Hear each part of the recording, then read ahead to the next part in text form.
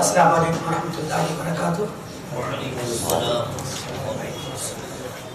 دو دن پہلے ہی مجھے یہ عنوان دیا گیا اور کئی عنوانات کے بعد تجویز ہوا کہ اسی عنوان پہ بات کریں آپ۔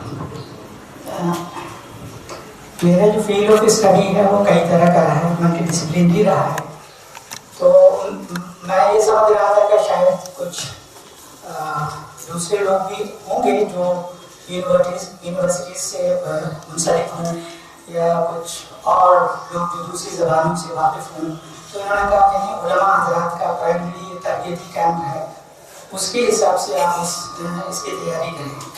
تو 2 دن اور 1 یا ڈیلی دے سمجھیں کہ وقت بہت کم ہوتا ہے، پھر بھی میں نے کوشش کی ہے کہ میرے اپنے مطالعے کے ذہن میں جو چیزیں آ سکیں جو ہم سب کے لیے مفید ہو سکیں، میں اس پر تھوڑی دیر گفتگو کروں۔ یہ کوئی اسپیچ نہیں ہے اور نہ ہی یہ تحریر ہے۔ تحریر اور تقریر 2 الگ الگ چیزیں ہیں اور دونوں کے مقاصد بھی الگ ہوتے ہیں، پریزنٹیشن کا طریقہ بھی الگ الگ ہوتا ہے۔ یہ کچھ نکات ہیں جو میں سامنے رکھنا چاہتا ہوں، اور یہ جب گفتگو مکمل ہو جائے گی تو میری کوشش رہے گی اور میں جاننا چاہوں گا کہ کیا ہم اپنی پوری گفتگو کو اس تدریب اور ٹریننگ کا جو سلسلہ 2 دن سے چل رہا ہے، بلکہ 3را دن ہے، تو اس میں کتنا مفید ہوا آپ کے لیے۔ اگر اس میں سے 2-4 چیزیں بھی کام کیا جائیں ہمارے سامنے تو میں سمجھوں گا کہ میرا یہاں کھڑا ہونا حضرات کے سامنے بامانہ رہا۔ عنوان اس کا ہے جو دیا گیا تھا وہ تھوڑا الگ ہونا چاہیے تھا، لیکن وہ بہت چونکہ جلدی میں ہوا، significance of effective communication for peace building, یعنی امن سازی میں مؤثر مواصلات کی اہمیت کیا ہوتی ہے، اس پہ ہم کچھ گفتگو کریں گے۔ میں peace and conflict studies, war studies کا اسٹوڈنٹ رہا ہوں، اور پولیٹیکل سائنس کا ایک الائڈ سبجیکٹ، بہت امپورٹنٹ سبجیکٹ ہے انٹرنیشنل ریلیشنز، انٹرنیشنل اسٹڈیز، اس کو area studies, global affairs, global studies کے نام سے بھی جانا جاتا ہے۔ یورپ میں یہ کورسز بہت زیادہ پڑھائے جاتے ہیں، ہندوستان میں 2-4 ہی یونیورسٹیز ہیں جن میں یہ کورسز ہیں، گنی چنی یونیورسٹی 2-3 ہیں، اور کانفلکٹ اور پیس اسٹڈیز کے لیے تو مشکل سے 2-3 ہی یونیورسٹیز ہیں، جس میں جامعہ ہے جو ڈگری کورسز کراتے ہیں۔ اور آج کل اس کی بہت زیادہ ضرورت ہے کہ ہم ان چیزوں پہ غور کریں۔ یہاں کئی الفاظ آئیں گے جس کو اگر آپ ترجمہ کر کے سمجھنا چاہیں تو کچھ بھی نہیں سمجھ پائیں، کیونکہ ترجمہ نگاری ایک الگ فن ہے۔ ترجمے سے ایک لفظ کا معنی آپ سمجھ جاتے ہیں، لیکن معنی نکالتے وقت بھی بہت مشکلات کا سامنا کرنا پڑتا ہے۔ جیسے پرسوں جب میں کسی پروگرام کے ایک 2 حصے میں شریک تھا تو وہاں ایک بات آئی کہ پرائیویسی کا کیا ترجمہ ہے، کیا بولیں گے؟ سب لوگ ایک دوسرے کو دیکھ رہے تھے، سب کا چہرہ ایک دوسرے کی طرف جا رہا تھا۔ جو اسپیکر صاحب تھے وہ میری طرف بھی دیکھ رہے تھے، چونکہ ان کو لگا کہ کچھ چیزوں میں نے بیچ میں کچھ باتیں بتائی تھیں جو ان کو اچھی لگی، لیکن میں خود کنفیوز تھا کہ اس کا ایکچوئل میں ہم ترجمہ بتائیں تو کیا بتائیں۔ لوگ بولتے ہیں پرائیویسی کا خیال رکھیں، اب اس کا کیا ترجمہ کریں گے؟ اب آپ سوچیں، یہ بہت ورڈ جو ہے وہ ایک کنٹینٹ ہوتا ہے، کانٹیکسٹ ہوتا ہے، جو الفاظ ہیں اور جو اس کی تعبیر ہے اور جو اس کا سیاق و سباق ہے، وہاں پہ کون سا لفظ فٹ آئے گا یہ جاننا بہت ضروری ہو جاتا ہے، کیونکہ اس سے ہٹ کر اگر آپ بات کرتے ہیں تو پھر وہاں جو کہنا چاہ رہے ہیں اس سے وہ تو پرائیویسی کا ترجمہ کیا کریں گے؟ راز بولیں گے، پوشیدہ چیزیں بولیں گے، وہ گفتگو جو ایک شوہر بیوی کے درمیان یا عاشق و معشوق کے درمیان ہو سکتی ہے وہ بولیں گے، یا پرائیویٹ میں ہمارے بہت سارے افیئرس ہوتے ہیں، تو بہت مشکل ہے کہ اس کا کوئی لفظی ترجمہ آپ کر پائیں، جو ہر زبان اپنے آپ میں رچ ہے۔ استاد رشید صاحب نے ایک بات یہ بھی کہی تھی کہ جب ہم کہیں بات کریں یا کچھ پڑھائیں تو دوسری کی تعلیم کی تلخیص نہ کریں، کہ یہی تو تعلیم ہمارے یہاں ایک معاملہ یہی بھی ہے کہ اصل تعلیم تو دینی تعلیم ہے۔ بھائی دینی تعلیم کیا چیز ہے؟ تعلیم ہے، تو دینی دنیاوی تقسیم بھی ہم نے ہی کر رکھی ہے، تو دوسرے کی تلخیص نہ کریں، اس سے جو موتیاں ہمیں مل سکتی ہیں ان کو چن لیں۔ تو ہر تمام علوم، تمام زبانوں کے ساتھ بہت ساری بہت اچھی چیزیں جڑی ہوئی ہیں. جیسے انگریزی کا بھی یہ لفظ پرائیویسی کتنا امپورٹنٹ ہو سکتا ہے آپ دیکھیے. جیسے اردو کے بہت سارے الفاظ ہیں, اگڑائی ایک لفظ آتا ہے, خاص کر شاعر حضرات یوز کرتے ہیں یا ادبی کتابی ناولس وغیرہ میں.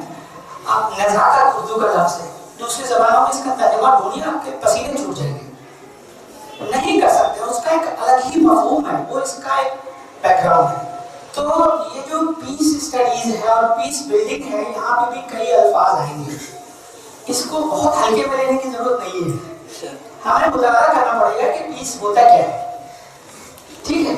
اور پیس ایک عربی میں مقولہ ہے نا, تو رفع الاشیاء بازدادی, کہ کوئی بھی چیز جو ہے جو اس کا جو اپوزٹ جو چیز ہو سکتی ہے اس کی, وہ جب آپ ذہن میں لائیں گے تب اس کے کچھ راز آپ کے سامنے کھلتے ہوئے سامنے آئیں گے. تو یہاں پہ بھی اسی طرح کی غور کرنے کی ضرورت ہے. ہم بہت سارے مسائل اس لیے نہیں سمجھ پاتے ہیں کہ ہم اس کے بنیادی نکات اور بیک گراؤنڈ سے واقف نہیں ہوتے, ہے نا. بہت زیادہ, جیسے ہم لوگ سیاست کی ہر آدمی بات کرنا چاہتا ہے, لیکن آپ پولیٹیکل سائنس میں جائیں, 2-3 ورڈ اتنے امپورٹنٹ ہیں کہ آپ بڑی کسی لائبریری میں چلے جائیں تو کم سے کم 500-1000 لوگ اسی ایک ٹائٹل پہ ملیں گے آپ کو. مان لیجیے ایک ورڈ ہے ریئلزم, ہاں, نیو ریئلزم. اس کا آپ اردو میں ترجمہ کر کے آگے نہیں کر سکتے. اس کے اوپر سینکڑوں کتابیں لکھی گئی ہیں, اور اس کا ایک بیک گراؤنڈ ہے کہ یہ جو تصورات ہیں سیاست کے یا سیاسی مسائل کو سمجھنے کے, یہ کب ڈیولپ ہوئے اور کن لوگوں نے ڈیولپ کیے, اور یہ لٹریچر کیوں پڑھایا جاتا ہے. تو جب تک اس چیز کا مطالعہ نہیں ہوگا تو ہم سیاست پہ گفتگو کرنے کے اہل نہیں ہیں, یا کسی بڑے اخبار کے ایڈیٹوریل کو پڑھ کر اس کے جو انڈر کرنٹس ہیں اس کو سمجھ نہیں پائیں گے. تو میں 2-3 الفاظ ہیں, پہلے اس پہ ہم لوگ تھوڑے گفتگو کرتے ہیں. یہاں پہ 2 ورڈ ہیں. پیس ہے, پیس کا اپوزٹ ورڈ ہوتا ہے کانفلکٹ. آپ لوگ بتا پائیں گے کہ پیس کے کیا معنی ہو سکتے ہیں. پیس کیا ہے؟ امن, شانتی, سکون, ہے صلح, اسی طرح کے الفاظ ہو سکتے ہیں. اس کے اگینسٹ جو ورڈ ہوتا ہے لٹریچر میں کانفلکٹ کے بارے میں استعمال ہوتا ہے. کانفلکٹ کو ہم کیا بولتے ہیں؟ جھگڑا ہے, تنازع ہے, جنگ بھی ہے. لیکن پیس کا جو مفہوم ہے بہت وائڈ ہوتا ہے. پیس کو ایک نیگیٹو ویلیو کے طور پہ بھی دیکھا جاتا ہے. اب آپ سوچ سکتے ہیں امن کو نیگیٹو کہا جا سکتا ہے, کیوں؟ پیس کا اپوزٹ ورڈ ہے, اس کو پہلے غور کیجیے. پیس کے اگینسٹ جو چیزیں آ سکتی ہیں وہ کانفلکٹ ہے. وار بھی پیس کے اگینسٹ ہے. امن کے برخلاف جو ماحول ہو سکتا ہے وہ ایک وار کا بھی ماحول ہو سکتا ہے. ایبسنس آف وار بھی پیس کہلاتا ہے, یعنی وار نہیں ہے تو پیس ہے. حالانکہ یہ کوئی ضروری نہیں ہے کہ وار نہیں ہے تو پیس ہو. اسی طرح اسٹرگل بھی پیس کے اگینسٹ چیز ہے. اسکرمشز ہوتی ہیں, جھڑپیں ہوتی ہیں آرمی کی یا اور طرح کی بارڈر وغیرہ میں, اس کو بھی آپ پیس کے اگینسٹ دیکھ سکتے ہیں. آرمیسٹس ایک طرح کی صلح ہوتی ہے, اس کو بولتے ہیں بریکنگ آف ریلیشن شپس. جو تعلقات ہیں وہاں پہ کوئی انقطاع کا پہلو سامنے آ جائے تو اس کو ہم پیس کے اگینسٹ مانتے ہیں. ہم لوگ میرے خیال سے اس لیے اگر مختصر سے معنی کو سامنے رکھ کر اس گفتگو کو تھوڑا سا آگے بڑھائیں تو ایک پہلو اس کا کم سے کم سامنے آ جائے گا. اب اس کو سمجھنے کے لیے کانفلکٹ کو سمجھیے. ایک جان پال ڈیلڈریک امریکن پروفیسر ہیں ناٹر ڈیم یونیورسٹی میں. اس یونیورسٹی سے میں نے بھی کافی استفادہ کیا, ان سے کورس بھی کیا ہے ورلڈ یونیورسٹی میں. انہوں نے کانفلکٹ کی ڈیفینیشن کی ہے کہ تنازع کیا ہوتا ہے, کانفلکٹ کسے کہتے ہیں. تو انہوں نے لکھا ہے کہ it's a disruption in the natural flow of relationships. جو ہمارے تعلقات کی جو بنیادی ایک لہر ہوتی ہے یا وہ جس طرح سے چل رہی ہو سکتی ہے اس میں کوئی درار آ جائے تو اسی کو کانفلکٹ کہتے ہیں. یعنی پیس کے اگینسٹ یہ چیز جہاں سامنے آ جائے, یعنی جہاں ایک اچھی یونین ہو سکتی ہے, اچھا ملان ہو سکتا ہے, اچھی ملاپ ہو سکتی ہے, اس کے اگینسٹ اگر اس رشتے میں کوئی بدمزگی آتی ہے, کوئی پریشانی آتی ہے تو ہم اس کو کانفلکٹ کہہ سکتے ہیں. قرآن کریم کی آیت کا ایک چھوٹا سا ٹکڑا ہے, وہ میاں بیوی کے رشتے کے ذیل میں اس کا تذکرہ ہے وَالصُّلْحُ خَيْرٌ. پڑھا ہوگا, علماء حضرات جانتے ہیں کہ صلح جو ہے یہ اچھی چیز ہے، اس میں بہتری ہے. اور جہاں پہ قرآن کریم نے نکاح کی اہمیت فضیلت کو بتلایا ہے اور حدیث میں بھی اس کے سلسلے میں تذکرہ ہے، لیکن وہاں ایک گنجائش یہ بھی نکالی ہے کہ اگر نہ بن پڑتا ہو تو آپ لوگ الگ ہو جائیں. لیکن وہ 4-5 اسٹیجز ہیں اس میں، ہے نا. سورہ نساء کی ان آیتوں میں اس کا تذکرہ ہے اور اسی میں اس طرح کی گفتگو بھی آتی ہے کہ کہاں کس طرح اس رشتے کو آگے لے جائیں کہ یہ ریسٹور ہو سکے. کیونکہ آپ لوگ اگر فقہ بھی پڑھتے ہیں یا پڑھے ہوئے ہیں آپ سبھی حضرات تو یہ بھی جانتے ہیں کہ 2-4 مواقع ہیں جہاں علماء کرام نے لکھا ہے کہ جھوٹ بولنے کی گنجائش بولی جا سکتی ہے. اس میں سے ایک رشتے کو بچانا، یہ بھی ایک ایسا موقع ہے. تو اس کی اتنی اہمیت ہے قرآن کریم میں. تو یہ رشتہ جب ٹوٹتا ہے نا تو پیس ختم ہو جاتا ہے. ہمارے خیر خواہ کے مرکز المعارف ایجوکیشن سینٹر کے 4تھے بیچ کا طالب علم رہا ہوں، پڑھایا بھی ہے. ایک مولانا حسیب الرحمان صاحب اللہ ان کی مغفرت فرمائے، کا انتقال ہو گیا. تو وہ اس کے ذمہ داروں میں سے تھے مرکز کے. وہ کہا کرتے تھے کہ تم لوگ جب شادی کرنا تو بہت صحیح دیکھ داکھ کر اچھے سے سوچ سمجھ کے کرنا، کیونکہ وہ ان کا یہ کہنا تھا کہ اس میں پریشانیاں آنے کے بعد آپ کتنوں تکلیف میں ہوں، کمرے میں بیٹھ کے روئیں گے تو، لیکن دنیا کو بتا نہیں پائیں گے، ہنس کے سامنا کرنا پڑے گا دنیا کا. اور یہ سچائی ہے، یہ ایک تلخ حقیقت ہے. تو اس سٹیج تک آدمی نہ پہنچے، اس رشتے کو بچانے کے لیے قرآن کریم میں جو نصیحتیں ہیں وہ انسانی رشتوں کو بھی پر بھی بہت کچھ روشنی ڈالتی ہیں. ٹھیک ہے، تو اس چیز کو سمجھنا ہوگا کہ صلح کیا چیز ہے. اب جو اختلافات ہوتے ہیں، اختلافات کے پیچھے میں کیا اسباب ہو سکتے ہیں، آپ بتائیں گے کہ کیا وجوہات ہو سکتے ہیں؟ کوئی بھی تنازع یا جھگڑا ہوتا ہے اس کے پیچھے کیا وجہ ہو سکتی ہے؟ اختلافات کن چیزوں کی وجہ سے ہوتا ہے؟ مس کمیونیکیشن. Very good. ایک بہت امپورٹنٹ پوائنٹ ہے جو کہ ابھی کمیونیکیشن پہ بات ہو رہی تھی کہ مس کمیونیکیشن بھی ہوتی ہے. ٹھیک ہے، اور کوئی چیز سامنے آ رہی ہو، ذہن میں یہ بات آ رہی ہو؟ جی ضد، ایگو کہہ سکتے ہیں ہم. کوئی اسٹبرن ہے اپنے اسٹائل کو لے کر کے، یا کئی بار ورلڈ ویو ہمارا ہوتا ہے نا تو بہت ریجڈ ہو جاتا ہے. ہم سمجھتے ہیں کہ میرا ہی ورلڈ ویو ہے نا گفتگو میں، حالانکہ کئی ورلڈ ویو ہو سکتے ہیں. ایک بچہ ہے چھوٹا، اس کا بھی ایک ورلڈ ویو ہے. وہ چیزوں کو الگ ڈھنگ سے دیکھتا ہے، سمجھتا ہے، کئی بار ہم سے زیادہ اسمارٹ ہوتا ہے، لیکن ہم اس کے ورلڈ ویو میں پہنچ ہی نہیں پاتے ہیں. اس کی نظریے سے ہم چیزوں کو دیکھ ہی نہیں پاتے. اس دن بھی ایک مثال آئی تھی پرنس بک کے حوالے سے کہ ہم جس چیز کو کچھ اور دیکھ رہے ہیں، بچہ کچھ اور دیکھ رہا، بہت قریب ہوتا ہے وہ حقیقت کے. تو یہ سب کچھ ہو سکتا ہے. ایک واقعہ بتاؤں، میں جب ایم اے کر رہا تھا تو ہم 13 اسٹوڈنٹ ہم لوگ فیلڈ ٹرپ پہ گئے ہوئے تھے کشمیر، اور 4 دن ہم لوگ وہاں بھی رہتے جو پوری سیکٹر انڈیا کا سب سے امپورٹنٹ سیکٹر مانا جاتا ہے، سب سے اہم ہے آرمی کا جو کیمپ ہے، وہاں بھی گئے تھے. لیکن ایک ملاقات کے طور پر ہم لوگوں نے سوچا کہ پہلی ملاقات ہم طلبا سے کریں. وہاں کشمیر یونیورسٹی بہت خوبصورت سی یونیورسٹی ہے. تو وہاں جاتی ہی ایک طرح کا تنازع ہو گیا، کانفلکٹ ہو گیا. وہ کانفلکٹ صرف اس بات پہ سامنے میں آیا کہ ان لوگوں نے پوچھا کہ آپ لوگ کس لیے آئے ہیں. ہمارے ساتھیوں میں سے کسی نے بول دیا کہ ہم لوگ یہاں کا بیوٹی انجوائے کرتے ہیں، یہاں کی بیوٹی انجوائے کرتے ہیں. تو ان کا ریئیکشن اس طرح، you have come as consumers, یعنی آپ اس کو صرف لطف اندوز ہونا چاہتے ہیں اور آپ ایک کیپٹلسٹ نظریے سے ہمارے اسٹیٹ کو دیکھنے آئے، اور کافی اس پہ ہنگامہ ہو گیا. تو وہاں اساتذہ تھے، ہمارے ساتھ بھی 1-2 ٹیچر گئے ہوئے تھے. تو وہ بہت مشکل سے اس کو سمجھایا گیا. اب یہ آپ سمجھنے کی کوشش کریں گے کہ یہ واقعہ کیوں ہوا.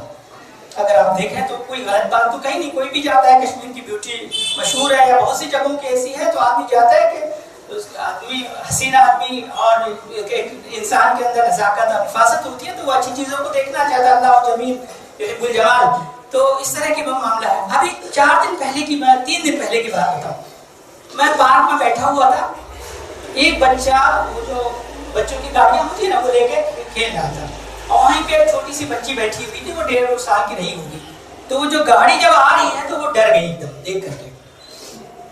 ٹھیک ہے، حالانکہ گاڑی جو ایک کھلونا ہے تو وہ بچوں کی ہی چیز ہے، لیکن اس سے بھی ڈر ہے. یہ ڈر آپ سمجھ رہے ہیں کیوں ہو رہا ہے؟ اب ہم اس دونوں واقعے کو سامنے رکھتے ہیں، ٹھیک ہے، کشمیر والا بھی یہ والا. تو یہ سمجھیے کہ کئی بار کانفلکٹ کی وجہ جو ہوتی ہے اس پہ غور کریں گے تو ایک چیز ہوتی ہے وحشت، ہے نا. اسی طرح اجنبیت، یہ جو چھوٹی بچی ڈر رہی ہے وہ اجنبیت کا احساس ہے اس کو، وہ واقف ہی نہیں کہ یہ کھلونا ہے یا کوئی چیز ہے جو مجھے کاٹنے دو رہی ہے. یہ ہو سکتا ہے اس کے ذہن میں پرسیپشن ہو، ہم اس کے ذہن میں گھس کے دیکھ نہیں رہے ہیں، اس کو ڈر لگ رہا ہے، وہ ابھی دنیا میں ایکسپوز نہیں ہوئی ہے تو اس کو ایک وحشت ہے اس چیز سے. کشمیر کے واقعے کو دیکھیں گے تو یہاں بہت ساری چیزیں ہیں. یہاں پہ آپ کو ایک لمبی لڑائی کا بیک گراؤنڈ بھی آپ کو سمجھنا پڑے گا جو وہاں چل رہی ہے، کانفلکٹ چل رہی ہے. اسی طرح میڈیا کا ایک نیگیٹو ریپرزنٹیشن کسی چیز کا جو ہو سکتا ہے وہ بھی کشمیر میں بہت زیادہ ہے نا. ایک گیبلز لا بولتے ہیں، ہے نا. پال جوزف گیبل جو پروپیگنڈا منسٹر تھا ہٹلر کے زمانے میں، اس کی ایک لا ہے جو میڈیا میں بہت لوگ یوز کرتے ہیں اور آج کل تو بے تحاشا اس کا اپلیکیشن ہے میڈیا میں. گیبلز لا میں ایک چیز کہی جاتی ہے کہ ایک جھوٹ کو آپ 100 بار سچ بول کر بتائیے کہ یہ سچ ہے، تو پھر کوئی جب سچ بولے گا تو آپ کا اس کا سچ جھوٹ معلوم پڑے گا. یہ ہوتا ہے، یہی کیا جا رہا ہے. آپ ایک غلط چیز کو ریپیٹیٹیولی آپ کرتے ہیں جب، تو وہ سچ آپ کو پھر جھوٹ لگنے لگتا ہے، اور یہ لگتا ہے کہ نہیں سچ تو وہ ہے جو دوسرا آدمی کر رہا ہے، جبکہ جو وہ ایک پروپیگنڈا مشین کے طور پہ کام کر رہا ہے. تو یہ بھی چیز ہے. اسی طرح ایک تصور ہے پولیٹیکل سائنس میں پڑھایا جاتا ہے پولیٹیکل اکانومی کا. اس کی تھوڑی وضاحت کر دوں. پولیٹیکل اکانومی کا مطلب کیا ہوتا ہے؟ جہاں پہ بھی کانفلکٹ ہوتا ہے دنیا میں، بہت لمبی جنگیں ہوتی رہتی ہیں، وار ہوتا رہتا ہے، تو وہاں پہ نا بہت سارے کینڈیڈیٹس ہوتے ہیں اور اسی طرح بہت ساری پارٹیز بھی ہوتی ہیں. کیا آپ کو لگتا ہے کہ کشمیر کا جو تنازع ہے اس میں صرف ہندوستان پاکستان غلط فہمی کے شکار ہوں گے ہم اگر ایسا سمجھ لیں؟ کیا فلسطین کا جو معاملہ ہے کیا اس میں صرف عرب اسرائیل کا معاملہ ہے؟ یہ بہت بڑی، اس کی سگنیٹری کا آپ پتہ کیجئے، ایک ایک کانفلکٹ میں 40-40 50-50، اور فلسطین کے معاملے میں تو دنیا کا کوئی ملک ہی نہیں ہے جو اس کا ایک پارٹی نہ ہو. اچھا ہوتا کیا ہے جہاں کانفلکٹ ہوتا ہے نا، سب کے اپنے اپنے انٹرسٹ ہوتے ہیں، نہ خیر کا کوئی ہندوستان کا ہے نہ خیر کا کوئی پاکستان کا ہے. اس میں آؤٹ سائڈ فورسز ہوں گے جو یہ چاہتے ہوں گے کہ کیوں انڈیا آگے بڑھے، تو وہ کسی نہ کسی پارٹی کو کسی نہ کسی وے میں تعاون کرے گی. وہ فائنانشل تعاون بھی ہو سکتی ہے، ہاں مانیٹری تعاون بھی ہو سکتی ہے، مورل ہو سکتی ہے، کہہ کے کچھ کہ چلو تم کرو کچھ ہونے والا نہیں ہے. تو بہت ساری ایجنسیز اور ایکٹرز اس میں انوالو ہوتے ہیں جو آپ کو الجھائے رکھنا چاہتے ہیں، جیسے آج کل ہو رہا ہے. بہت ساری چیزیں ہیں جن میں الجھا کے لوگوں کو رکھایا جا رہا ہے تاکہ آپ اپنی ترقی کے بارے میں سوچیں ہی نہیں، کرنے کے کام کیا ہے وہ سوچیں ہی نہیں. آپ کو صرف یہ سمجھ میں آیا اس نے گالی دے دیا، اس نے اللہ اکبر کہہ دیا، اس نے اذان زور سے دے دی، اس نے ہلکے سے کیا، یہ کیوں بولا وہ کیوں بولا. یہ جو ضروری کام نہیں ہے ان میں الجھا کر رکھا جائے. تو اس طرح کے جو کانفلکٹس ہوتے ہیں یہاں بھی پولیٹیکل اکانومی کا مطلب ہی یہی ہوتا ہے کہ دوسرے لوگ اس میں کچھ انویسٹمنٹ کر رہے ہیں کہ بھائی تم لڑتے رہو تاکہ ہمارا ملک تو آگے بڑھے اور ان کا دیش پیچھے رہے، یہ لوگ آگے نہ بڑھ سکے، اسی میں الجھے رہے. کیونکہ کسی بھی آپ پتہ ہے دنیا کی سب سے زیادہ ڈینسٹی والی آرمی کہیں پہ ہے تو وہ کشمیر ہے. اتنی بڑی آرمی کا خرچ سمجھ سکتے ہیں. میں 5-6 دن اری کیمپ میں بھی رہا ہوں، جتنے اخراجات ہیں، ہم لوگ بارڈر پہ بھی گئے، بارڈر چیف سے ملے. اب آپ دیکھیے وہ اخراجات کون بیئر کر رہا ہے؟ ہمارے آپ کے ٹیکس کے پیسے سے تو جا رہا ہے. تو آپ کا ملک جو دوسری چیزوں میں پیسہ خرچ کر سکتا تھا وہ پیسے کہیں اور خرچ ہو رہے ہیں، اور خرچ پتہ نہیں اب وہ صرف دو ملکوں کے بیچ کے اختلافات کی وجہ سے ہو رہے ہیں. تو یہ سمجھنا غلط ہوگا. وہ دوسری ایجنسیز اور دوسرے ایکٹرز بھی ہیں جو آپ کو الجھائے رکھنا چاہتے ہیں. ایک کانسیپٹ ہے منڈلا بولتے ہیں تھیوری. یہ سمجھیے ہم لوگ جس ملک میں رہتے ہیں وہاں بھی بڑے بڑے اذہان ہیں اور ماضی میں بھی بڑے بڑے ذہین شخصیات رہی.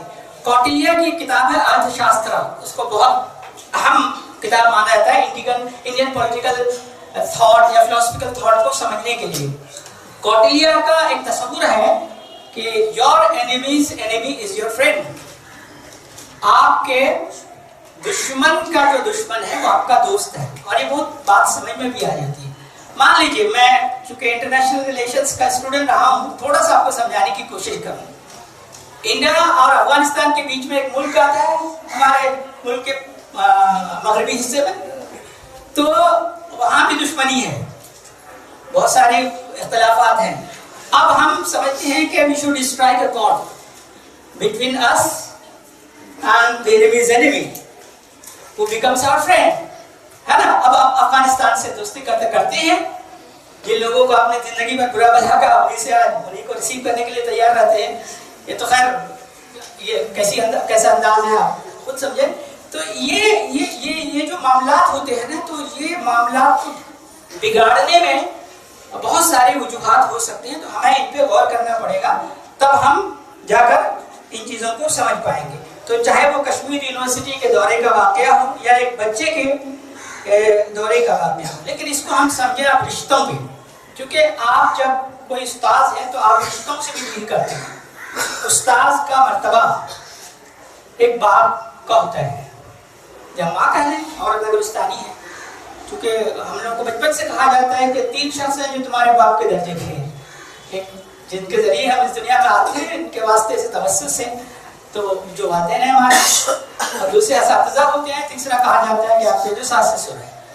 तो ये जो उस्ताद हैं, आप भी एक रिश्ते से बिल्कुल आप उसको एड्रेस कर रहे हैं, और रिश्तों की नज़ाकत में क्या क्या चीज़ें हो सकती हैं।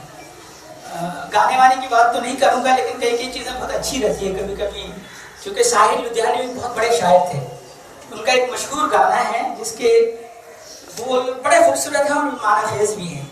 दिलों को बोझ लगते हैं कभी जुल्फों के साए भी। ये आप तुझे जुल्फ भी कोई बोझल चीज़ है क्या? नहीं है, सर में लेके तो लोग घूमते रहती, और जुल्फ तो दरकिनार, अब उसका साया भी बोझल लग जाए। लेकिन ये इस्तिआराती ज़बान है, you are using a metaphor to understand the depth of the conflict in a relationship. रिश्ता का बोझल होने लगता है, उसको समझने के लिए कितना खूबसूरत जुमले में उन्होंने इस चीज़ को कहा है। इसको सिर्फ आप, ये ऐसा गाना नहीं है जिसको आप इंजॉय करेंगे, वो इंजॉय में ना लगे, इसमें इस तरह का पोएनेंसी इंग्लिश में वर्ड होता है, वो है, बहुत गहराई है और गिराई है, उसको समझना चाहिए। अच्छा देखिए, अब जब इख्तिलाफात जहाँ पैदा हो जाते हैं तो इख्तिलाफात में हम क्या कर सकते हैं, चूँकि अब उस पर आते हैं हम लोग ना, थोड़ा सा वो भी देखना है। तो जब इस इख्तिलाफ को हम दूर करने की कोशिश करते हैं, उसमें टर्म आता है अंग्रेजी में ट्रांसफॉर्मेशन का, कॉन्फ्लिक्ट ट्रांसफॉर्मेशन। अब कॉन्फ्लिक्ट था, कॉन्फ्लिक्ट को आप ट्रांसफॉर्म करते हैं। तो कॉन्फ्लिक्ट ट्रांसफॉर्मेशन क्या है? It's a way of looking and seeing, या looking as well as seeing. अब देखिए इंग्लिश का 2 वर्ड यहाँ पे भी है, लुक एंड सी। क्या फर्क होता है दोनों में? सिर्फ देखने के लिए अंग्रेजी में लगभग 350-400 वर्ड्स हैं, और हर वर्ड का शेड ऑफ मीनिंग बहुत डिफरेंट है। लुक, सी, लुक इनटू, ग्लैंस, आप बहुत व्यू, है ना, बहुत तरह के अल्फाज आप इनकाउंटर करेंगे जब आप अगर अंग्रेजी पढ़ते हैं, या वैसे भी नॉर्मली भी इस तरह के अल्फाज आप सुनते रहते हैं, लेकिन लफ्ज़ों की अपनी अपनी मानवियत होती है। इसीलिए मैं खुद इंग्लिश लैंग्वेज का टीचर भी रहा हूँ, मैं बोलता रहता हूँ there are no synonyms actually. बोलते हैं ना जुर्माना अल्फाज कुछ नहीं होता है, because each word has a different shade of meaning. Father, parent और स्पाउस, हस्बैंड, वाइफ, सब के ऊपर गौर कीजिए तो सब में कुछ ना कुछ शेड है, वर्ड की मीनिंग में शेड है। प्यूपिल, चाइल्ड, स्टूडेंट, सब में है। वो एक दूसरे के लिए इस्तेमाल तो होते हैं, लेकिन कुछ शेड ऑफ मीनिंग है, उसी को समझना, उस लफ्ज के नुक्ते को और उस मानी को समझना होता है। तो लुक का मतलब होता है टू ड्रॉ अटेंशन, यानी जब कॉन्फ्लिक्ट होता है तो ड्रॉइंग अटेंशन बहुत इंपॉर्टेंट होता है उसका। इसी तरह टू सी जब होता है ना, सी, जैसे कोई बोलता है आई सी, है ना, बोलते हैं आई सी, आई लुक नहीं बोलता है। तो लुक क्यों नहीं बोल सकते? क्योंकि लुक और सी के एक ही माना है। सी का मतलब होता है लुक बियॉन्ड, यानी जो कुछ आपके सामने जाहिर है वो जाहिर पे मत जाइए, जाहिर के पीछे क्या चीजें कार फरमा है उन पर गौर कीजिए, तब जाके वो लुक एंड सी का मफहूम आपके सामने आएगा। अब यहाँ 2 चीजें हमारे सामने आती हैं। अच्छा, ये रिश्तों में दरार की प्राइमरी वजह, एक चाहे इंसानी रिश्ते हो या मुल्कों के बीच के रिश्ते हो, ठीक है। इंसानी रिश्तों की बात और मियाँ बीवी की बात मैंने इसलिए की है कि सोसाइटी में सबसे जो फाउंडेशनल यूनिट है रिलेशनशिप का वो मियाँ बीवी का है, फैमिली जिसको बोलते हैं। बच्चे आपके बाद में आते हैं, प्राइमरी अगर वो फैमिली ठीक है। इसी तरह रिश्ते से हटके आप जाते हैं तो वो स्टेट का रिश्ता होता है, फिर स्टेट्स की यूनिट्स जो है वो सबसे बड़ा रिश्ता होता है इंसानी समाज का। वो क्या है? अलग अलग स्टेट का मतलब पॉलिटिकल साइंस में कंट्री होता है, ठीक है। जो मुख्तलिफ कंट्री वो सब मिलके ही तो ये दुनिया है ना। तो ये रिश्ते इसी में जो है दरार आता है, तो इसको हमें देखना पड़ता है। इसमें दो चीजें हमारी नीड की हो जाती है, एक इमीडिएट नीड होती है जो शॉर्ट डिस्टेंस की, वही भी झगड़ा हो रहा है इसको रफा दफा करो, बच्चे झगड़ रहे हैं इनको जल्दी से सुलझाओ। एक दूसरा होता है बियॉन्ड, जो अभी जिसकी बात हुई, तो लुक बियॉन्ड। ये जो है ना इसका जो डीपर पैटर्न ऑफ रिलेशनशिप्स होता है, यानी ताल्लुकात के जो गहरे उसकी गहराइयां होती हैं, उसको आपको देखना पड़ेगा। एक जॉन गाल्टन पीस थियरिस्ट है, बहुत बड़े राइटर हैं, थर्ड वर्ल्ड कंट्रीज के ऊपर बहुत तहरीरें हैं इनकी। जॉन गाल्टन ने एक बात करी है कि जब डेवलपमेंट की बात आती है तो बहुत सारी चीजें जहाँ नहीं हुई है, उनमें से एक चीज जो थर्ड वर्ल्ड यानी वो कंट्री जो बाद में आजाद हुई, जिसमें हिंदुस्तान पाकिस्तान वगैरह भी शामिल हैं, तो वहाँ पे एक सिस्टम जो वेस्टर्न कंट्रीज ने अप्लाई करके रख दिए हैं वो स्ट्रक्चरल वायलेंस का है। और ये समाज के रिश्तों में भी यही होता है। वायलेंस सिर्फ ये नहीं कि आप आए किसी को एक घूसा मार दिया, कोई मजबूत है दूसरे को उठा के पटक दिया, आपके हाथ में डंडा था उसका इस्तेमाल करके दूसरे को आपने मजरूर कर दिया, जख्मी कर दिया। नहीं, एक स्ट्रक्चरल वायलेंस है। किसी को बदनिगाही से देखना, किसी की तरफ घूर कर देखना, कुछ ऐसा कहना कि जो गलत भी ना हो लेकिन उसको चोट पहुंच रही होता है ना, बहुत ज्यादा होता है। और अरबी का एक शेर है, आप सबने पढ़ा होगा, सुना होगा, जिराहातुस सिनानी लहा इल्तिहाम वला यल्तइमु मा जरह लिसान, के जो तलवार के जख्म होते हैं या ऐसे जो जख्म लग जाते हैं वो तो भरे जा सकते हैं, लेकिन अल्फाज के जख्मों का भरना इतना आसान नहीं होता है। तो ये जो ताल्लुकात खराब होते हैं, तो इसमें हम पैटर्न ऑफ रिलेशनशिप को भी देखते हैं। और ममालिक के तवज्जुह से ये बात होती है कि जो स्ट्रक्चरल वायलेंस, समाज में भी स्ट्रक्चरल वायलेंस है, हम जिन हालात से गुजर रहे हैं उसमें देखिए कि कितना स्ट्रक्चरल वायलेंस है। सिर्फ स्टेट नहीं है जिसकी वजह से कोई टॉर्चर हो रहा है, बल्कि स्टेट की एजेंसीज हैं, बल्कि आवाम की जबान में, बयान में, कलाम में, गुफ्तगू में, उनके बोल चाल में, रहन सहन में, सब चीज से वायलेंस का एहसास आपको होता है। तो ये सब होता है। तो मैंने इसीलिए कहा कि पीस जो है ना एक नेगेटिव वैल्यू है, यानी पीस ऐसे ही कायम नहीं हो जाती है। सिर्फ एब्सेंस ऑफ वॉर हो तो पीस है ऐसा जरूरी नहीं है। मैंने आप सुकून से रह रहे हैं तो पीस है ऐसा जरूरी नहीं, बहुत कुछ हो रहा है, इसके पीछे बहुत सारी चीजें कार फरमा है। तो पीस के लिए उसके आगे कॉन्फ्लिक्ट को कहा जाता है एक डायनामिक कॉन्सेप्ट है, यानी जहां कॉन्फ्लिक्ट है वहां आपके पास एक विंडो है, एक अपॉर्चुनिटी है कि रिश्तों को रिस्टोर करें, बहाल करें, ठीक है। तो कॉन्फ्लिक्ट डायनामिक है। कॉन्फ्लिक्ट कई बार पीस के ऊपर भारी पड़ने लगता है कि कॉन्फ्लिक्ट से आपको समझ में आएगा कि क्या क्या खराबियां थी या किन वजूहात के बिना पर डिस्टर्बेंस हो रहा है रिलेशनशिप में या ताल्लुकात में, चाहे मुल्कों के हो, आपसी हो, या उस्ताद या तालिब इल्म के बीच में हो। उस डिसरप्शन का आपको सही नॉलेज कॉन्फ्लिक्ट के वक्त ही समझ में आएगी। जब झगड़ा होता है तभी तो पता चलता है कि क्या क्या चीजें दिलों के अंदर बसी हुई थी जिनको लेकर हमने कभी गुफ्तगू नहीं की।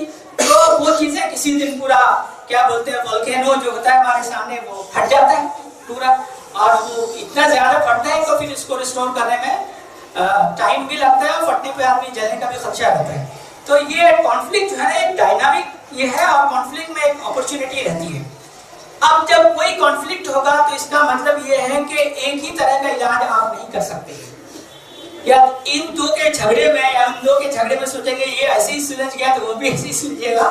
वो उसके डायनामिज्म को आपको देखना पड़ेगा कि क्या ताल्लुकात के बिगड़ने के असबाब क्या है, वो देना पड़ेगा। अंग्रेजी में एक कहावत है ना, वन साइज फिट्स ऑल, यानी एक ऐसा ड्रेस ले लो कि सबको आ जाए, ऐसा नहीं हो सकता है। कॉन्फ्लिक्ट में ऐसा नहीं था, हर कॉन्फ्लिक्ट का डायनामिज्म और उसके एस्पेक्ट्स अलग अलग होते हैं, हर रिश्ते के टूटने के एस्पेक्ट्स अलग अलग हो सकते हैं। हमें उन एस्पेक्ट पे गौर करना पड़ेगा और उन पे एड्रेस करना पड़ेगा। इसी तरह मैंने कहा कि कॉन्फ्लिक्ट के अंदर एक जिंदगी भी है, اور یہ اپرچونٹی کریٹ کر رہا ہے تو ہمیں اس پہ بھی غور کرنا پڑے گا. اب ہم نے کہا ہے کہ کانفلکٹ والی سچویشن میں ہم گفتگو کے ذریعے کیسے پیس بلڈ اپ کریں. یہ دو چیزیں میں نے شروع میں بات کی تھی.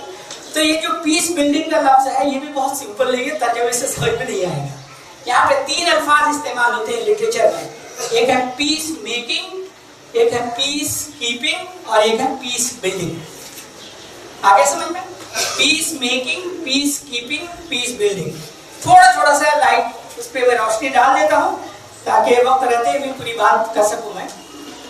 پیس کیپنگ جو ہے یہ پرائمری فورس کا کام ہوتا ہے. اس میں فورس انوالو ہے. فورس کا مطلب جسمانی طاقت نہیں ہے. فورس کا مطلب آرمی, پولیس, یہ سب ہے. جیسے یونائٹڈ نیشن جو ہے اقوام متحدہ, ان کی بھی ایک فورس ہے جس کو پیس کیپنگ فورسز کہا جاتا ہے. جیسے کئی اختلافات ہوئے, جو ممبر اسٹیٹس ہیں وہ اپنے یہاں سے کچھ فوج کا ایک دستہ بھیجے گا. مان لیجیے 20 ہندوستان سے جا رہے ہیں, 20 ترکی سے جا رہے ہیں, 20 امریکہ سے آ رہے ہیں, کچھ فرانس سے, کینیڈا سے, یہ سب ممبرس ہیں یو این او کے. تو وہ سب جا کے کریں گے کہ بھائی یہ بھی ہمارا ممبر ملک ہے افغانستان, جہاں ان لوگوں کی سیکورٹی سسٹم اتنی مضبوط نہیں ہے, تو سب لوگ اب مل کے 200 ٹرینڈ مطلب اسٹاف کو ہم بھیجتے ہیں جو وہاں چیزوں کو ریسٹور کر سکے. ان کا کام بہت زیادہ وائلنس کرنا نہیں ہوتا, حالانکہ اس کا بھی وائلیشن ہوتا رہا ہے. جو پیس کیپنگ فورسز ہوتے ہیں, جو اس کے نارمس ہیں اور پرنسپل ہیں, اس کے بھی وائلیشنز ہوتے رہتے ہیں. وہ بہت زیادہ کر گزرتے ہیں جو ان کا کام کرنے کا کام نہیں ہوتا ہے. مثال کے طور پر ایک معاشرہ جو ایک خاص زندگی جینے کا طریقہ رکھتا ہے, اگر وہاں پہ آپ عورتوں کو کہیں کہ نہیں برقع ہٹانا پڑے گا, آپ پیس کیپنگ نہیں کر رہے ہیں, آپ کسی کو پرووک کر رہے ہیں. بھائی ان کی زندگی they have a right to choose the way they want to live. جس طرح ان کو جینا ہے, جینے کے طریقے کو اختیار کرنے کا ان کا اپنا وہ ہے. کوئی غلط کام تو کر نہیں رہا ہے. اب اس کو جب کریں گے تو وہ اس کو ایک مذہبی کانٹیکس میں دیکھے گا یا سمجھے گا کہ ہمارے مذہب کی بے عزتی ہو رہی ہے. تو وہ پھر جو کام آپ کرنا چاہ رہے ہیں اس کا مطلب آپ سنسیئر نہیں ہے اس میں, یا تو ٹریننگ کی کمی رہی ہے. جیسے اس دن بات آئی تھی نا آئی سی سی انٹرنل کمپلینٹ کمیٹی بنائی ہے, تو اس کی بھی ٹریننگ کی ضرورت ہے کہ آپ کو وہ کام نہیں کرنا ہے جس کے جذبات چاہے مذہبی ہوں یا دوسری طرح کے جذبات ہوں وہ کسی کے پرووک ہوں, ایسا کام نہیں کرنا ہے. تو ایک چیز ہے پیس کیپنگ جس میں فورس ریکوائرڈ ہوتی ہے, ہلکا پھلکا کبھی کبھی ڈنڈا مار دیا, کہیں کچھ کر دیا, ہلکا سا کسی کو پکڑ لیا, تھوڑی دیر کے لیے بند کر کے کہیں رکھا, یہ کام ہوتا ہے تاکہ رشتے جو ہے نا ریسٹور ہونے شروع ہو. ایک ہوتا ہے پیس کیپنگ, ہے نا, تو یہ ہے. اور ایک ہوتا ہے پیس بلڈنگ, یہ بہت لانگ پروسیس ہے. آپ اس کو بلڈ اپ کرتے ہیں, اس میں اسٹیٹ بہت اچھی طرح سے اس میں انوالو ہوتی ہے. اور ایک ہوتی ہے پیس میکنگ, یہ پرائمریلی ایک آپ کا انٹینشن ہے. جب تک انٹینٹ نہ ہو کسی کام کے کرنے کا تو وہ آپ نہیں کر سکتے ہیں. تو یہ جو ہمارا ارادہ ہوتا ہے کہ ہم کانفلکٹ کو ختم کرنا چاہتے ہیں, جب تک یہ ولنگنس نہ ہو تب تک پھر پیس میکنگ کی بات کرنی ہی بیکار ہے. تو جب پیس بلڈ اپ کرنا چاہتے ہیں, یعنی یا تو بہت زیادہ وار ہو جائے, اس کے بعد آپ کو بہت زیادہ ضرورت ہے. یعنی ہم نے کہا کہ 2 طرح کی نیڈس ہوتی ہے. تو امیڈیٹ نیڈ, فوراً یہ سب کو ختم کرو. ایک بہت ڈسٹنٹ نیڈ ہو سکتی ہے کہ ڈیپر اور آپ لانگ ٹائم کانسیکوینسز کو سامنے رکھتے ہوئے اس پہ کام کرنا چاہتے ہیں. تو یہ ساری چیزیں سامنے آتی ہیں. تو یہ تینوں چیزیں سمجھ لیجیے. اس کے بعد جو کمیونیکیشن ہے یہ بہت ہی ضروری چیز ہے کانفلکٹ ٹرانسفارمیشن میں, کانفلکٹ کو کے ساتھ ڈیل کرنے میں. اسی طرح کانفلکٹ ریزولوشن بھی بولا جاتا ہے, جس کو پرائمریلی آپ اس کو حل کریں, اس کا سولوشن نکالیں. تو یہ کمیونیکیشن جو ہے نا یہ ایک طرح کا کنڈوٹ اور میڈیم ہے, اس کے بغیر ہماری بات بنتی نہیں ہے. تو کوئی بھی ریزولوشن بنا کمیونیکیشن کے ہو ہی نہیں سکتی ہے. بات تو کرنی پڑے گی, ہے نا.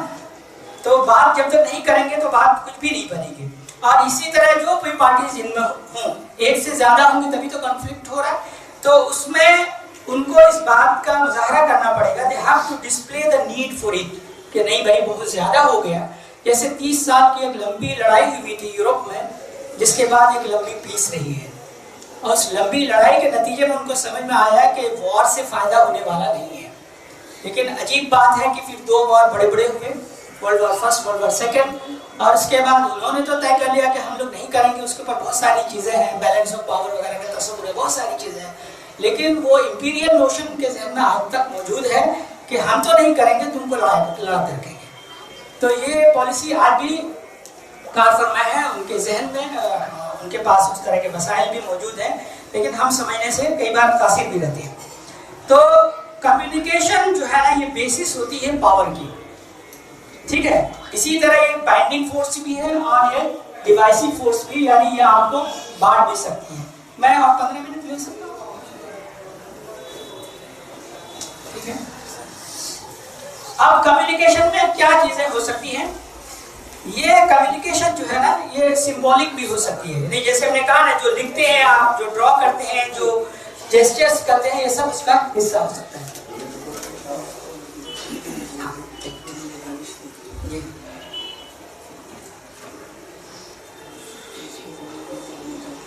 جی جی اب جو کمیونیکیشن ہوگا تو کمیونیکیشن میں کیا چیزیں انوالو ہو سکتی ہیں؟ کسی بھی تعلقات کو, مان لیجیے استاد شاگرد کا ہی تعلقات ہے, اس میں جو بگاڑ ہو رہا ہے, جھگڑا ہو رہا ہے طلبا کے بیچ میں, اساتذہ کے بیچ میں, گروپزم ہوئی ہے, تو اس کا کیا کیا پارٹ ہو سکتا ہے؟ دو بہت امپورٹنٹ پارٹ ہے.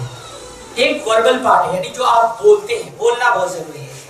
اسی طرح جو باڈی لینگویج ہے نا, بولا جاتا ہے بہت زیادہ کہ جو ہماری خاموشی نہ پڑھ سکے تو اس سے گفتگو کر کے فائدہ کیا ہوگا. تو جو خاموشی ہے اس کا بھی مفہوم آپ کو نکلنا پڑے گا, خاموشی کی وجہ کیا ہو سکتی ہے, تو وہ اس کو ڈیپلی ہمیں سمجھنا پڑے گا, تبھی اس میں سائلنس کو پڑھنا بہت ضروری ہے. اب یہ جو کمیونیکیشن ہے صرف بولنے کا نام نہیں ہے. میں اگر بولتا رہوں تو یہ افیکٹو نہیں ہے. آپ سنیں بھی تو, سننے کا بھی حصہ افیکٹو لسننگ بھی ہونا چاہیے. جیسے افیکٹو اسپیچ ہوتی ہے, افیکٹو یعنی ایکٹیو لسننگ ہونی چاہیے. اگر لسننگ ایکٹیو نہیں, ایکٹیو لسننگ کا سیدھا سادہ سا مطلب یہ ہے کہ آپ سن رہے ہیں تاکہ آپ رسپونڈ کر سکیں, جواب دے سکیں, آپ کے ذہن میں سوالات کھڑے ہوں, آپ اس چیز کے تحت تک جانا چاہتے ہیں, یہی ایکٹیو لسننگ. کوئی بولنا بھی اس میں ضروری نہیں ہے, لیکن آپ ایک دم ذہنی طور پہ تیار ہیں کہ ان باتوں سے یہ سوالات رائز ہو رہے ہیں ہمارے ذہن میں, یہ ابھر رہے ہیں سوالات, تو یہ ایکٹیو لسننگ ہے. اب اس میں کیا ہے, ایکٹیو لسننگ میں کیا کیا پرنسپلس ہیں؟ ایک تو فزیکل اٹینشن بہت ضروری ہے کہ ذہنی طور پہ موجود ہوں. جو ہم لوگ آج کل ویڈیوز سنتے ہیں, ویڈیو کانفرنسنگ کے تھرو یا دوسرے بہت سارے اس کے وہ ہیں, آپ زوم میں سنتے ہیں, اس میں بہت زیادہ ایکٹیو لسننگ ایکچوئل میں ہو نہیں پاتی, وہ ایک ورچوئل ورلڈ ہے. تو یہ آمنے سامنے کی جو گفتگو ہوتی ہے وہ ایکٹیو فزیکل اٹینشن درکار کرتی ہے. اسی طرح پیرافریزنگ, پیرافریزنگ کا مطلب دو ہوتا ہے. اسپیچ میں پیرافریزنگ کا مطلب یہ ہے کہ میں اگر بول رہا ہوں تو میں آپ کی مائنڈ ریڈ کر رہا ہوں. ایک تو نگاہ سب کی طرف جانی چاہیے, جتنا آڈینس ہو اتنا, کم ہو تو اس طرف فکس ہو تو ٹھیک ہے. اسی میں پیرافریزنگ کا مطلب جو دوسرا پرسن ہے, یعنی کانفلکٹ کے موقع میں اگر بچوں میں جھگڑا ہو گیا, اساتذہ میں جھگڑا ہو گیا ہے, تو آپ ان کے تھاٹس اور آئیڈیاز پہ غور کریں, اور ذہن سے ریفلیکٹ ہوتا ہے. عربی میں بولتے ہیں طلاقۃ الوجہ عنوان الضمیر, face is the index of mind. چہرہ جو ہے نا وہ ذہن کی عکاسی کرتا ہے. تو یہ پڑھنا بھی بہت ضروری ہے کہ ہاں سامنے والا سمجھ تو رہا ہے, کچھ باتیں سمجھ میں آ رہی. کئی بار کوئی عنوان نیا ہوتا ہے تو مشکل ہوتا ہے سمجھنا, ہم لوگ کے لیے بھی ہوتا تھا. تو کوئی مضمون اگر ایسا ہو کہ وہ نیو ہو تو اس میں ہوتی ہے. اسی طرح ریفلیکٹنگ بہت ضروری ہے. ریفلیکشن کا مطلب غور کرنا. اگر غور نہیں کر پا رہے ہیں تو انسپوکن ورڈز اور فیلنگز کو ہم سمجھ نہیں پائیں گے. اسی طرح اس کا ایک مطلب ہوتا ہے کہ جو کوشچنز ہو سکتے ہیں اس کو کلیریفائی کرنا, یعنی اوپن اینڈڈ کوشچن, یس نو والے کوشچن نہیں, اس میں اور کچھ گہرائی ہو سکتی ہے. یس نو والے کوشچن بہت سمپل ہے, آپ کے پاس آپشن نہیں, ادھر یس اور نو, آپ چلیں گے ہاں نہیں, ہے نا, کھانا کھا لیا ہاں نہیں, یس نو نہیں, اوپن اینڈڈ کوشچن. اسلام کے وجود کا بنیادی مفہوم کیا ہے؟ اب یہ یس نو والا کوشچن نہیں, ٹھیک ہے. تو اس کو جاننا بہت ضروری ہے. اسی طرح جب تنازعات حد سے بڑھ جاتے ہیں اور آپسی مواصلات سے اس کا حل نظر آنا مشکل ہو تو ہمیں ایک میڈیٹر کی ضرورت پڑتی ہے. میڈیٹر کا مطلب ہوتا ہے ایک تیسرا آدمی جو آئے گا جو ویلیو نیوٹرل ہوگا, وہ نہ ہماری طرف سے ہے نہ آپ کی طرف سے, لیکن اس تیسرے آدمی کا ایسا ہونا ضروری ہے جو دونوں کے لیے بھی ایکسیپٹیبل ہو. یعنی جھگڑا کا تصفیہ کون کرے گا؟ ہو سکتا ہے مدرسے میں محترم ہوں, پرنسپل ہوں, ان تک بات جانی چاہیے, تبھی یہ گفتگو مکمل ہو پائے گی کہ دونوں کا پہلو سامنے آئے گا, وہ بھی جب نیوٹرل ہوتا, ورنہ یہ میڈیٹر کا رول. اب یہ میڈیٹر آؤٹ سائڈر نیوٹرل بھی ہو سکتا ہے, باہر کا کسی کو بلا رہے ہیں, وہ انسائڈر ہو جو پارشل ہو, جیسے اندرا گوسوامی ایک آسام کی عورت تھی، انہوں نے کچھ معاملات میں جب خلفا کا جو معاملہ تھا اس میں نیگوشیشن کیا تھا، تو اس طرح کے لوگوں کو بھی انوالو کیا جاتا. کشمیر کے جھگڑے میں ہمارے وہاں ایک ٹیچر تھے ڈاکٹر رادھا کمار کافی، ایم ایم انصاری صاحب تھے، اور دلیپ پدگاؤکر جو ٹائمز آف انڈیا کے ایڈیٹر تھے. ان لوگوں کو انٹرلوکیوٹر معین کیا گیا تھا کہ آپ لوگ جائیں تاکہ وہ ان کو یہ نہ لگے کہ اسٹیٹ کا کوئی ہے اور ایک عام آدمی کوئی ایسا نہیں، ایک نیوٹرل آدمی جو ان ایشوز کو سمجھتا ہے، ان پہ گہرائی رکھتا ہے، وہ بات کو سنے. تو جب تنازعات کی شکل میں یہ افیکٹو کمیونیکیشن کا مطلب صرف بولنا نہیں ہوتا ہے، میں کہہ رہا ہوں آپ کو سولوشن ڈھونڈنا ہے.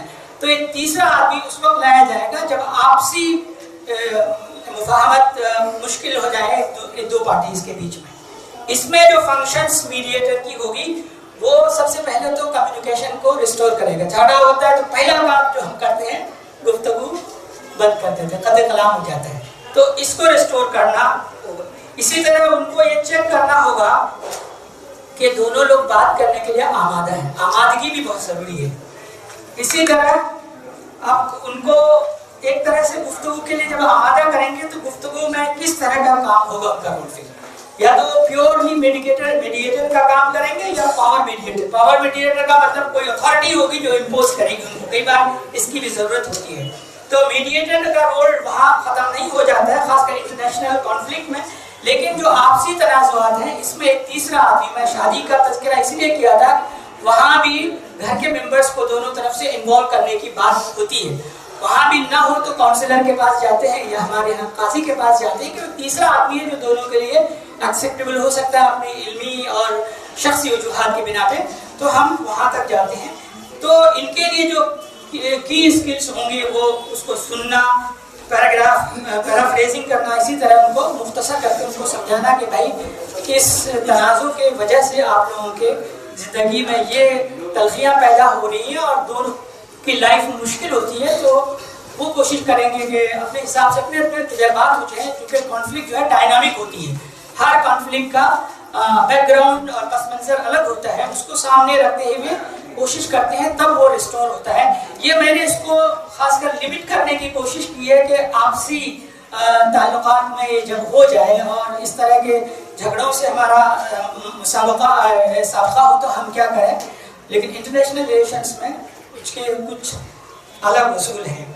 میں اپنی بات ایک شعر کے ساتھ مکمل کرتا ہوں کہ پوری کمیونیکیشن میں ایک چیز یا ایک پہلو جس کو ہمیں ہر حال میں لحاظ میں رکھنا ہوتا ہے، وہ اس شعر میں کسی حد تک وہ بات آتی ہے، کون سی بات کہاں کیسے کہی جاتی ہے.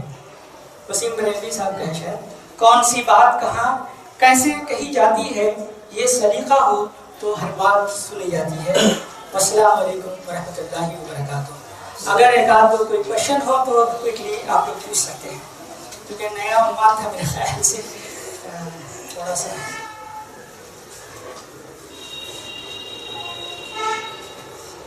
کوئی سوال کسی کا؟ آپ میں سے کتنے لوگوں کو لگا کہ یہ گفتگو ہمارے لیے مناسب رہی ہے اور کچھ چیزیں ہم نے اس میں سے کچھ کتاب ملے ہیں؟ آپ کو سوال کرنا چاہیں گے؟ جی بتائیں.